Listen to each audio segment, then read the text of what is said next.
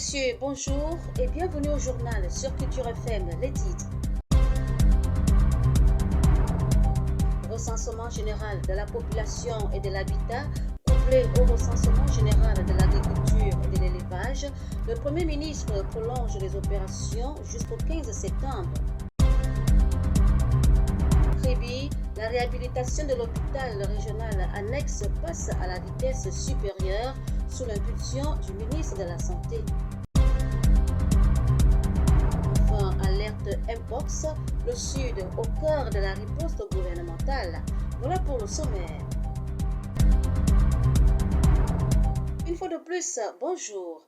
Le Cameroun se donne un délai supplémentaire pour réussir le plus grand rendez-vous statistique de son histoire.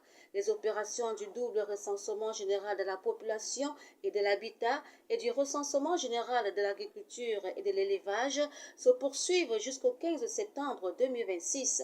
Les personnes non encore recensées sont invitées à se signaler au 85-85.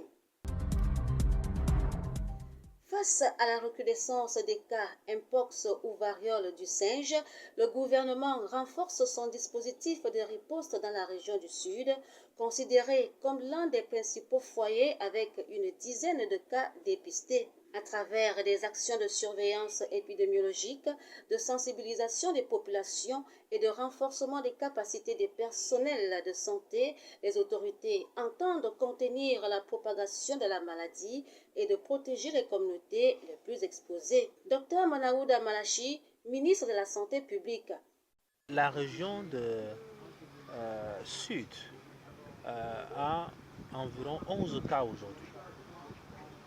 Et ma venue ici, c'est parce qu'il y a cela 3 ou 4 jours, on était encore à 4 cas. Mais on a avancé de manière exponentielle, je voulais dire.